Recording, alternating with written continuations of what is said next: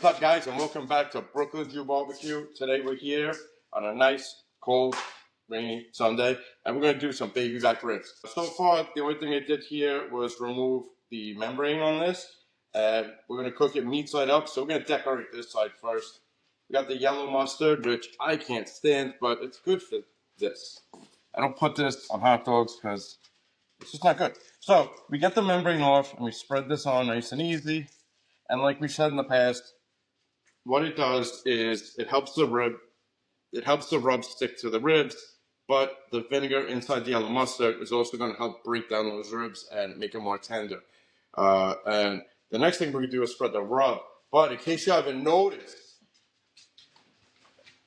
all right, Brooklyn Jew Barbecue birthday just passed. I got some friends that are very, very thoughtful, and Kara and Anthony got me this awesome logo on my apron, all right? So I get to store all my toys, and here's some stuff in here you can't see.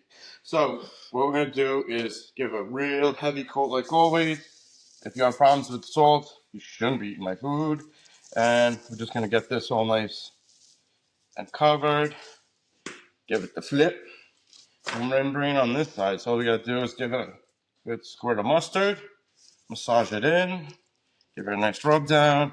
So where you're from, how you doing? How do you feel? Are you ready for a nice suntan? All right, that's on there. Don't worry, it's not going to taste like mustard. Nobody's going to taste the mustard. And we're going to give it a real healthy coat.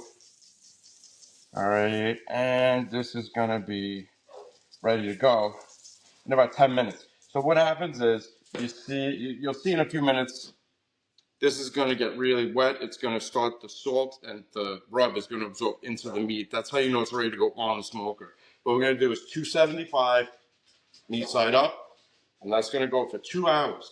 2 hours is going to give us enough smoke, enough flavor, and a beautiful mahogany color. And that's what's going to be able to show you that you're done. And then the next 1 hour, I'll show you how we put the goodies on it, wrap it in tin foil, and let it finish for the last hour. But we'll get to that. So right now the smoker's at 275.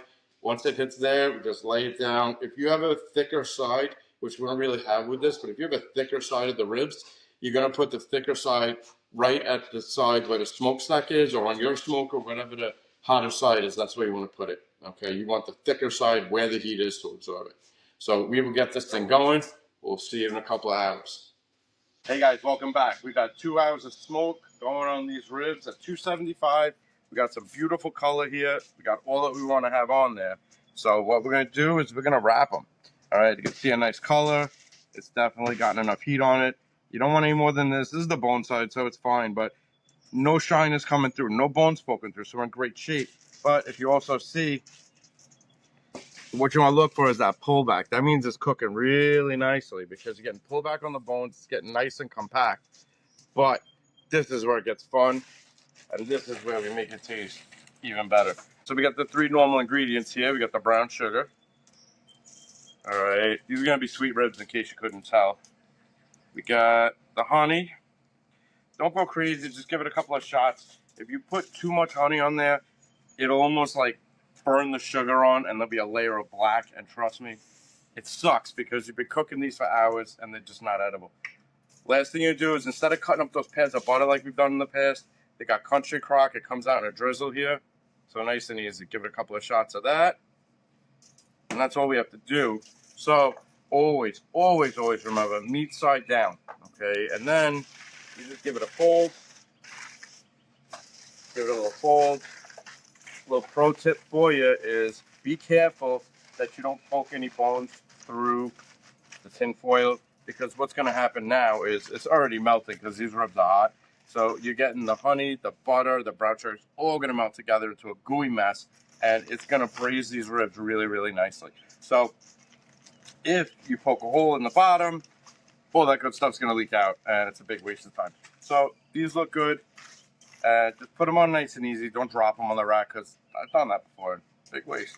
So these will go on for another hour at 275. We'll go back out there. We'll check them. There's not really a temperature to see when they're done. If you're looking for a temperature, you're going to go at about 200.